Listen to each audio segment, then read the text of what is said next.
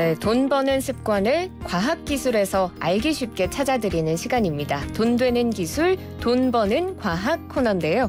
오늘은 과학기술정보통신부 정보통신산업정책과의 김광년 사무관 연결해 보겠습니다. 안녕하십니까? 예, 안녕하십니까? 네, 사무관님 오늘 5G 이야기를 해볼 테죠. 세계 최초로 5G 상용화를 한 이후에 3년이 지났습니다. 그간 어떤 성과가 있었습니까?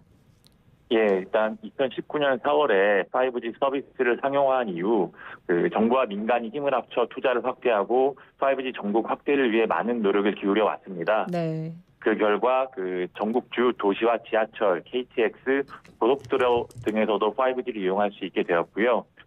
여타 농어촌 지역은 2022년부터 2024년 상반기까지 5G 공동 이용망을 단계적으로 상용화해서 전국에서 5G 서비스를 이용할 수 있게 됩니다. 네.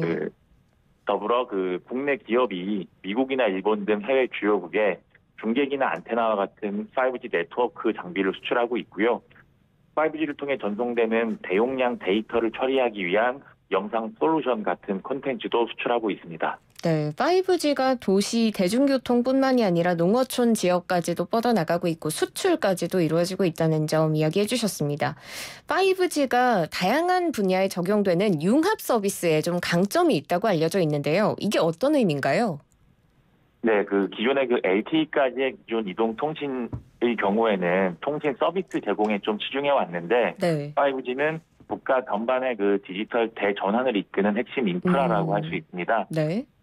근데 5G는 높은 보안성과 신뢰성을 바탕으로 대용량 데이터의 빠른 전송과 실시간 응답이 가능한데요. 그러다 보니 기존 이동통신과 유선통신의 한계를 극복하고 산업, 사회 핵심 구역에서 새로운 부가가치를 창출하는 융합 서비스 구현이 가능해집니다.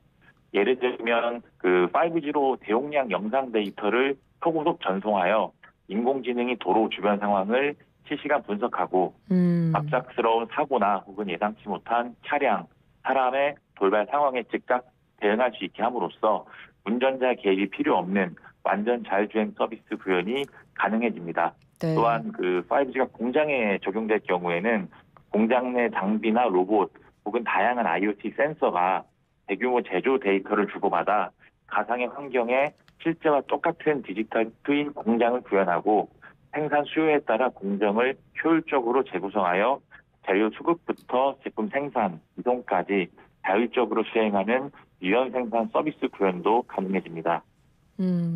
이외에도 재난이나 의료, 교육 등 국민 생활과 밀접한 분야에서 5G를 통해 사회적 현안을 해결하고 국민 편익을 향상하는 다양한 융합 서비스를 창출할 것으로도 기대하고 있습니다. 네, 5G가 그냥 휴대전화, 요금제 그게 아니라 정말 우리 생활의 패러다임을 바꾸는 그런 기술이었네요. 그러면 앞으로 더 다양한 5G 융합 서비스를 창출하고 또 확산하기 위해서는 어떤 방안이 있을까요? 예, 5G 융합 서비스 육성을 위해서 크게 4가지 방안을 추진하고 있는데요. 네. 먼저 5G 초기 시장을 형성하고 5G 융합 서비스 레퍼런스를 발굴하기 위한 시범 사업을 추진하고 있습니다. 네. 특히 올해는 약 480억 원을 지원해서 의료, 에너지 안전 등 다양한 분야에서의 시스템을 추진할 계획이고요. 이외에도 앞서 말씀드린 스마트 공장이나 자율주행차 같은 주요 분야 기술을 고도화하기 위한 사업도 지원하고 있습니다. 네. 네, 두 번째로는 5G 융합 서비스 본격 확산을 위해 기존에 제공되는 기존의 5G를 제공하고 있는 이동통신 사업자가 아니더라도 ICT 기업이나 수요처가 특정 공간에서 맞춤형 네트워크를 구축할 수 있는 5G 특화망을 활용해서 융합 서비스 도입 비용을 지원하고 5G 시장을 확대할 계획입니다. 네. 세 번째는요? 네, 세 번째로는 5G 네트워크 구축부터 장비 단말, 솔루션 등 5G 융합 서비스 공급망 전반을 포괄하는 5G 산업 생태계를 육성할 계획인데요. 다가오는 3분기 내에 민간이 주도하고 정부가 지원하는 5G 얼라이언스를 발족할 계획이며 기업의 기술 개발, 그리고 시험, 인증은 물론 디지털 전문인재 양성까지 촘촘히 지원할 계획입니다. 네. 네, 마지막으로는 국내 기업의 해외 진출도 강화할 계획인데요. 우리가 선도하고 있는 5G가 글로벌 스탠다드가 되고 국내 기업이 성장하여 진출할 수 있도록 해외 현지 실증, 품질 인증, 판로 개척과 같이 해외 진출 기반을 마련하고 지원할 계획입니다. 네, 앞서 말씀 주신 것 중에 5G 특화망을 통해서 본격적인 확산을 지원할 계획이다 이렇게 말씀 주셨는데요. 이 5G 특화망에 대해서도 간략히 설명을 좀 부탁드릴게요. 예, 현재 우리가 사용하고 있는 5G는 이동통신 사업자가 주로 개인을 대상으로 제공하는 상용망입니다. 네. 근데 5G 특화망의 경우에는 기업이나 기관이 주요 대상이고요. 네. 상용망하고는 별도의 전용 주파수를 토지나 건물과 같이 특정 구역 단위로 사용하기 때문에 서비스 맞춤형으로 망을 구축하고 활용할 수 있으며 규모에 따라서는 유지 비용이 저렴하다는 장점이 있습니다. 네. 특히 5G 특화망은 이동통신 사업자가 아닌 ICT 기업이나 수요처가 직접 망을 구축할 수 있기 때문에 다양한 기업의 5G 시장 참여를 확대하고 혁신적인 융합 서비스 창출과 활성화를 촉발하는 새로운 매개체가 될 거라고 전망하고 있습니다. 그러면 이렇게 5G를 활용하려는 중소기업들은 많을 텐데 기술, 비용 이런 측면에서는 아직 어려움이나 한계가 있을 수도 있을 것 같습니다. 이를 해소하기 위한 방법은 없을까요? 네, 아직은 5G가 산업 현장에 적용된 사례가 많지는 않다 보니 네. 중소기업이 바로 도입하기에는 기술이나 비용 측면에서 어려운 부분이 있습니다.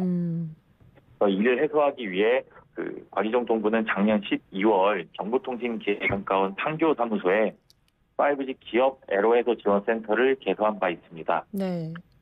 5G 기업 애로해소 지원센터는 기업이 느끼는 애로사항을 상시 접수하고 한국전자통신연구원, 한국정보통신기술협회, 한국방송통신전파진흥원 등 관련 전문기관들과 협력하여 기술 컨설팅, 법적, 제도적 애로사항, 시험 인증 지원 등 해결 방안을 드리고자 노력하고 있습니다. 네, 5G 기업 애로 해소 지원센터가 개소했다는 소식까지.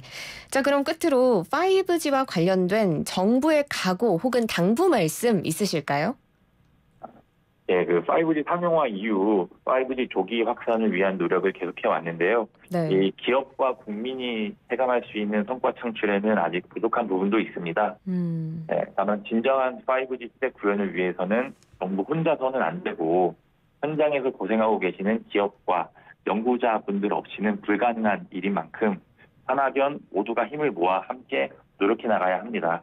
네. 그러다 보니 정부도 5G 융합 서비스 확산과 함께 전 후방 산업 생태계가 함께 성장할 수 있도록 다양한 모든 자원을 아끼지 않을 계획이니까요. 많은 관심과 참여를 부탁드립니다. 네, 알겠습니다. 언제나 힘써주셔서 감사드리고요. 오늘 말씀 여기까지 듣겠습니다. 고맙습니다.